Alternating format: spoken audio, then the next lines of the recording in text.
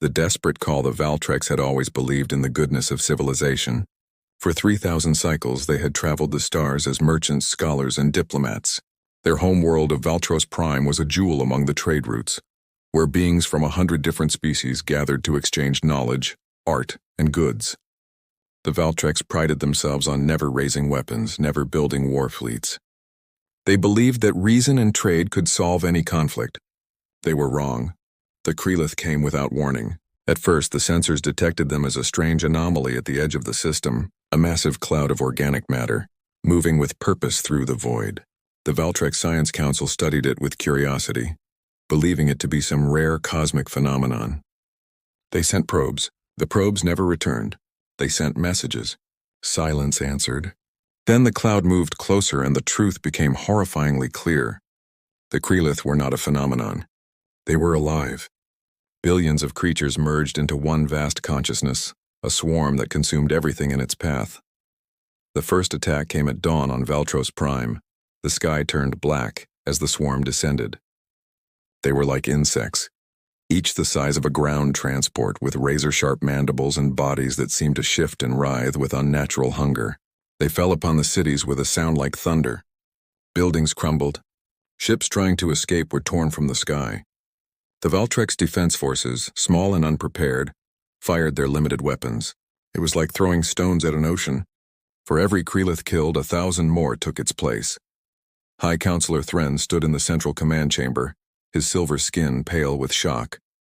Around him, screens showed the horror unfolding across their world. His people, so proud of their peaceful ways, were being slaughtered. The chamber shook as explosions rocked the building. His chief military advisor, Commander Sella, approached with trembling hands. High Counselor, we must evacuate. The eastern continent has fallen. The northern cities report the swarm is entering the underground shelters. We have perhaps 3 cycles before they reach this facility. Thren's 4 eyes closed in pain. 3 cycles. 3 days to watch his civilization end. He had lived 200 cycles, seen his people grow and prosper. Now he would see them die, but he was still their leader. He straightened his tall frame and spoke with forced calm. Send emergency messages to all our allies. The Korthan Federation, the Yeltsin Collective, the Dravan Empire. Tell them we invoke the ancient treaties. We need immediate military assistance. The messages went out across the quantum network. Desperate pleas for help transmitted at faster than light speeds. The responses came within hours, but they brought no comfort. The Korthan Federation expressed deep sympathy, but explained their fleets were engaged in border disputes. The Yeltsin Collective sent condolences and noted that the Krelith were considered an extinction-level threat, too dangerous to engage. The Dravan Empire was more direct. We will not sacrifice our people for yours. Seal your system. Do not let the swarm spread. One by one, every species they had traded with, laughed with, shared knowledge with, turned away. The galaxy had decided the Valtrex were already lost. Better to contain the Krelith than risk fighting them. Thren felt something break inside him. Not rage, but a deeper sadness. The civilization he believed in, the great community of spacefaring peoples, was a lie. When death came, everyone stood alone. Commander Sella returned to the command chamber 2 cycles later. The swarm had taken 90% of their world. Millions of Valtrex huddled in the last defended zones, knowing the end was near. She carried a data tablet, her expression strange. High Counselor, there is one more option. It is desperate, perhaps foolish. Thren looked up from the tactical displays showing the shrinking safe zones. Speak, Commander. Foolish is all we have left. There is a species at the edge of known space, young by galactic standards, barely 400 cycles since they achieved faster than light travel. They call themselves humans. We have minimal contact with them. Just a few trade encounters at frontier stations. Most species dismiss them as too primitive to matter, but... She hesitated. But what? The reports from those who have met them mention something unusual. They have a saying, no one fights alone. Some traders claim humans have an irrational tendency to help others, even strangers. It may be myth or cultural bravado, but we have no other choices left. Thren stared at her. A primitive species? One barely noticed by the great powers? It seemed absurd. Yet absurd was better than waiting for death. Do we even know how to reach them? We have coordinates for their home system. Earth, they call it. The message will take time to arrive, perhaps too long. But if we boost the signal through all remaining relay stations... She trailed off. Both of them knew the Krelith would overrun the planet long before any help could arrive. Still, Thren nodded. Send it, send everything. Our history, our culture, our location. Tell them we are dying. Tell them we asked everyone else first. Tell them we know we have no right to ask anything of them. But ask anyway. The message was crafted in the old Valtrex tradition, poetic and dignified despite the desperation behind it. It contained maps, data on the Krelith, recordings of the destruction. At its core was a simple plea. We are the Valtrex. We are dying. If anyone can hear this, if anyone has the strength and the will, please help us. We have nowhere else to turn. The signal launched into space, a beam of encoded light racing toward the distant yellow star where humanity lived. Days passed. The swarm pressed closer. The last Valtrex defenders fought with makeshift weapons in ruined streets. Mothers held children in deep bunkers, singing old songs to drown out the sounds of destruction above. Thren remained in the command center, refusing to flee to the evacuation ships. If his people were to die here, he would die with them. He expected no answer to the message. The galaxy had made its decision. Then, on the 7th cycle after the message was sent, something impossible happened. The communications array, damaged but still functioning, suddenly blazed with activity. An incoming signal, strong and clear in perfect Valtrex language. Thren rushed to the console, his heart's pounding. The voice that came through was strange, flatter than Valtrex speech, but filled with a calm certainty that cut through the chaos. This is the United Earth Defense Fleet, responding to distress call from Valtros Prime. We have received your message and analyzed your situation. High Counselor Thren, we hear you. Help is coming. The command center fell silent. Every Valtrex present stared at the speaker in disbelief. Commander Sella found her voice first. Human fleet, we are grateful for your response, but you must understand the Krelith swarm numbers in the billions. Our own forces were destroyed in days. If you are sending a squadron, even a large fleet, it may not be enough. We do not want you to sacrifice yourselves for a lost cause. There was a brief pause. When the human voice returned, there was something different in it. Not anger, but a kind of gentle firmness. Commander, you asked for help. Humanity does not measure help by odds or costs. We measure it by need. Your need is absolute. Therefore, our response will be absolute. We are already en route. Hold your positions. Protect your people. We will handle the rest. Thren leaned forward, hardly daring to hope. How many ships are you sending? Another pause, longer this time. Then the answer came, simple and stunning. All of them. Before anyone could process those words, the sensors erupted with alerts. At the edge of the Valtros system, space itself seemed to tear open. Ripples of exotic energy marked the arrival of ships dropping from faster-than-light travel. The first vessel appeared, a sleek cruiser bristling with weapons, its hull marked with the symbols of Earth. Then another. Then 10 more. Then 100. The arrivals didn't stop. They kept coming, wave after wave, until the space around Valtros Prime was filling with human warships. Commander Sella's hands shook as she read the sensor data. High Counselor, I'm counting over 2,000 vessels. Battleships, carriers, destroyers, support craft. This isn't a fleet. This is their entire navy. They brought everything.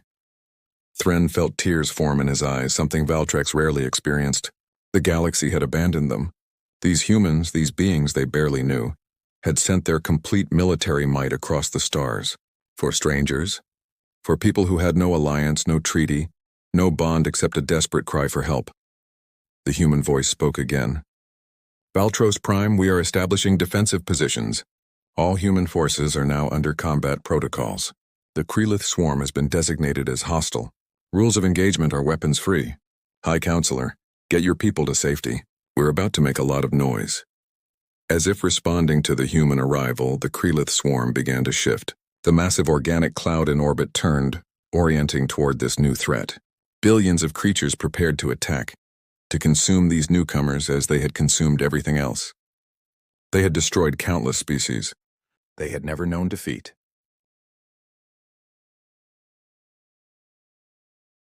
They had never faced humanity. The armada unleashed, the Krelith swarm moved like a living storm.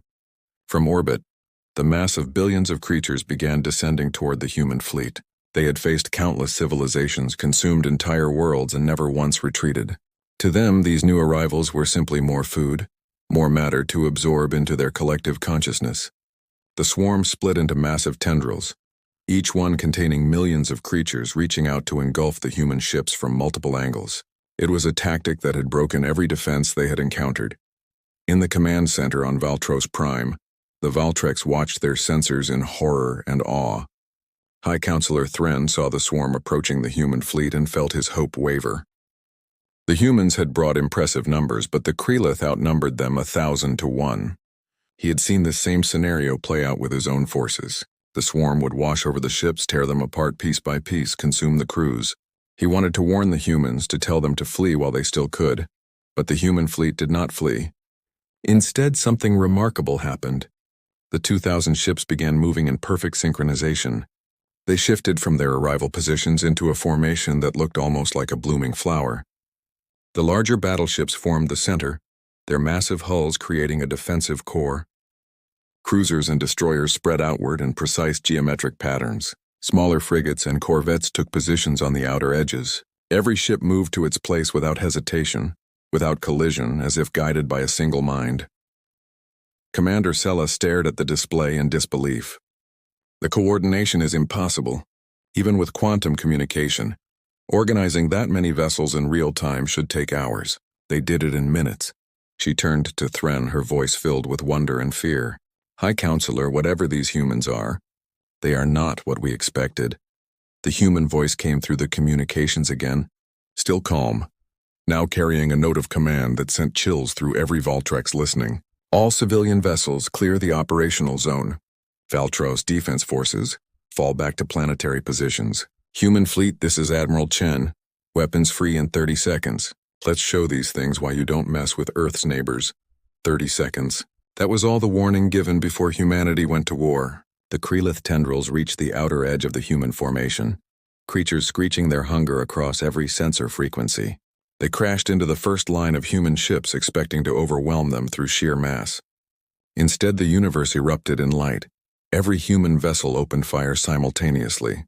Railguns launched projectiles at relativistic speeds, turning individual Krelith into clouds of organic vapor. Laser batteries carved burning paths through the swarm, each beam coherent enough to cut through hundreds of creatures in a single sweep. Missile pods released thousands of smart munitions that wove through space, each one finding a target with ruthless efficiency. The smaller ships fired in rapid bursts, creating overlapping fields of destruction. The larger battleships unleashed weapons the Valtrex had never seen before, projecting waves of energy that simply disintegrated everything in their path. The effect was devastating. In the first 10 seconds, the human fleet killed more Krelith than the Valtrex had managed in 2 weeks of desperate fighting. Entire sections of the swarm disintegrated, leaving gaps in the organic cloud. But the Krelith were adaptable. The swarm began to shift tactics, trying to flow around the defensive fire, seeking weak points in the formation. They found none. Wherever the swarm concentrated, human ships adjusted. The formation flowed like water, maintaining perfect defensive coverage while maintaining a withering rate of fire. Thren watched the battle with tears streaming down his face. His people had fought bravely but been crushed in hours. These humans had been fighting for mere minutes and were winning. "How is this possible?" he whispered. "They are so few compared to the swarm." An old Valtrex military historian present in the command center spoke softly. "Numbers mean nothing if every shot counts. Look at their fire discipline. They are not shooting randomly or in panic. Every weapon discharge has a target. Every movement has a purpose. This is not just technology, High Counselor. This is experience. These humans have fought before many times, and they have learned how to fight well." The historian was right. The human fleet moved with the confidence of a species that had known war intimately. There was no hesitation, no confusion, no fear. Just methodical, overwhelming violence applied with surgical precision. The smaller ships darted in and out, drawing the swarm's attention while the larger vessels positioned for devastating broadsides. When the Krelith tried to swarm a single ship, others immediately converged to provide covering fire. It was like watching a single organism defend itself, each part working in harmony with the whole. The Krelith swarm, for the first time in its existence, felt something close to confusion.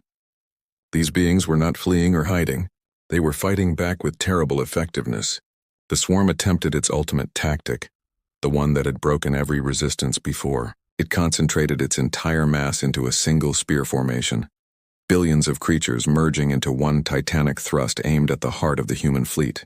If they could break the center, scatter the ships, the battle would turn. The humans saw it coming. Admiral Chen's voice cut through the communications channel. All ships, they're going for a mass charge.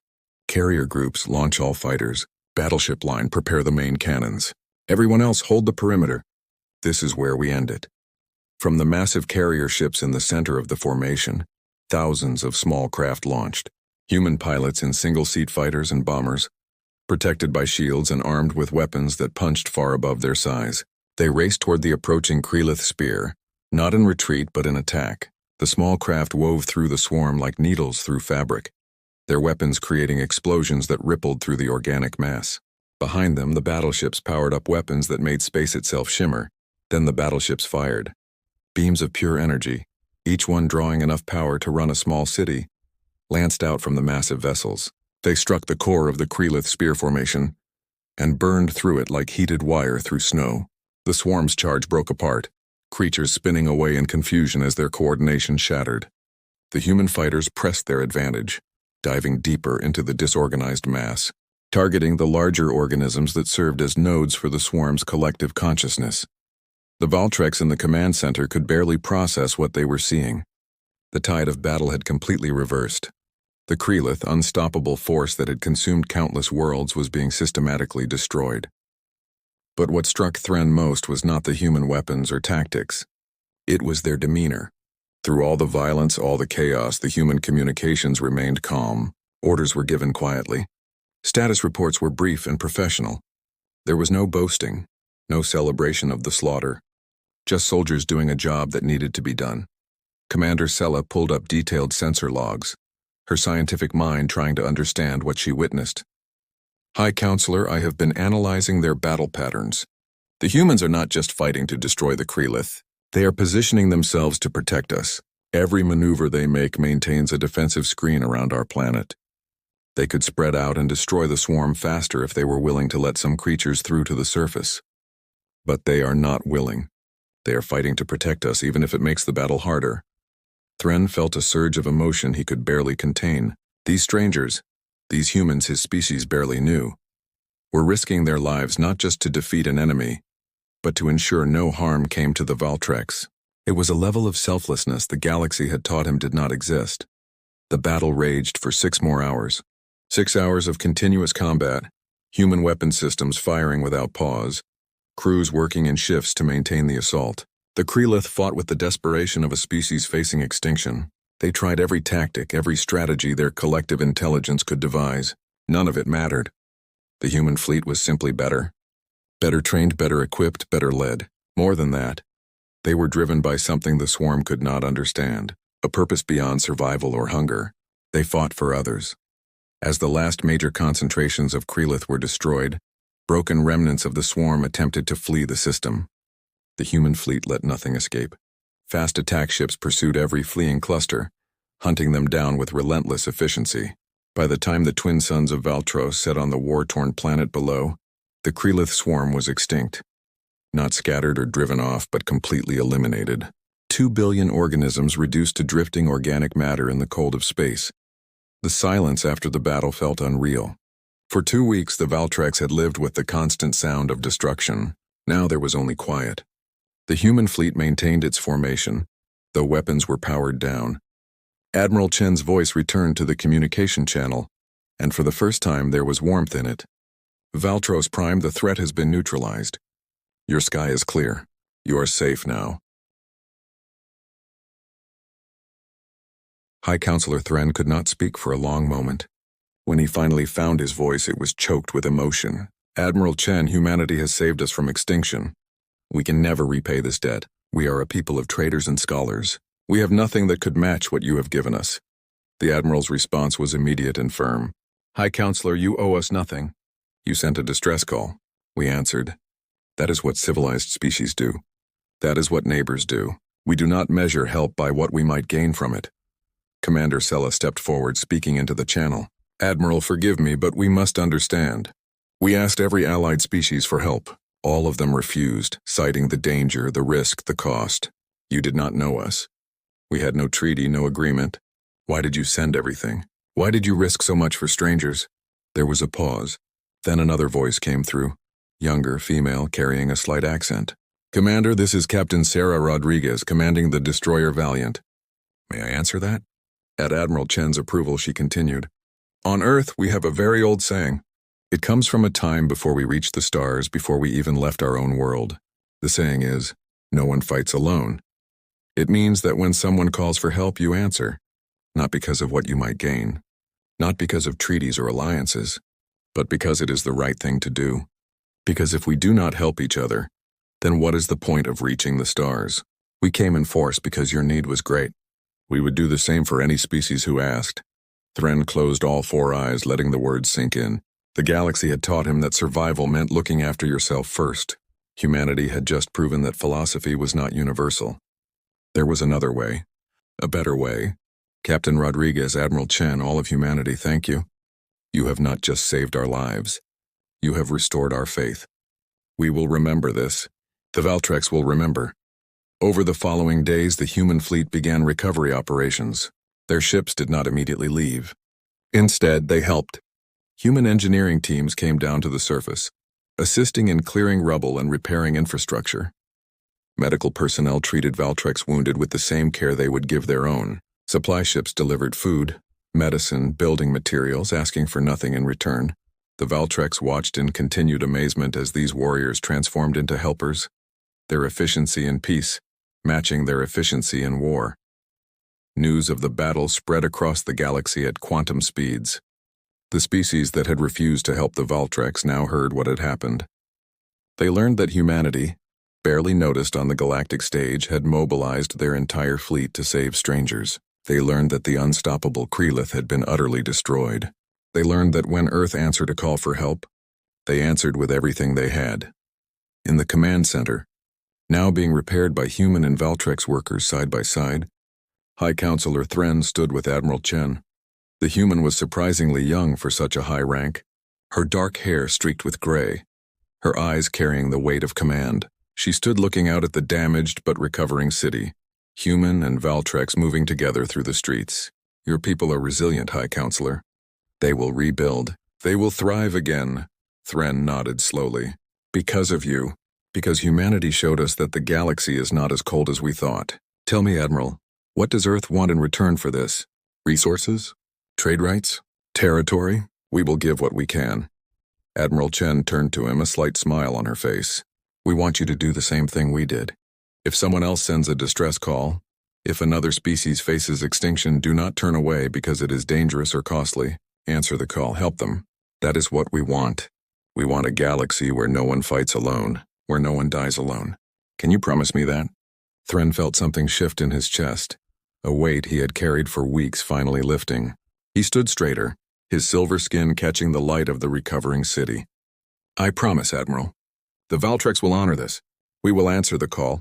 We will be better. Then our work here is done. As the human fleet prepared to depart, every Valtrex who could walk gathered in the open spaces, looking up at the sky. When the ships began to leave, rising on columns of blue fire into the atmosphere, the Valtrex did something they had never done before. They sang. A song of gratitude, of hope, of friendship found in the darkest hour. The sound carried across the communication channels. And on every human ship, crews stopped to listen. On Earth, in the halls of government, the representatives of humanity received countless messages from across the galaxy. Some were grateful, some were suspicious, some were afraid of this new power that had revealed itself. But all of them understood one truth. Humanity had changed the rules. They had shown that civilizations could be more than competitors and survivors. They could be saviors. They could be heroes. And in the years that followed, when other species faced darkness and despair, they knew who to call. They knew that somewhere among the stars, circling a yellow sun, there was a people who would answer, a people who measured help not by cost but by need, a people who had a simple philosophy that changed everything. No one fights alone.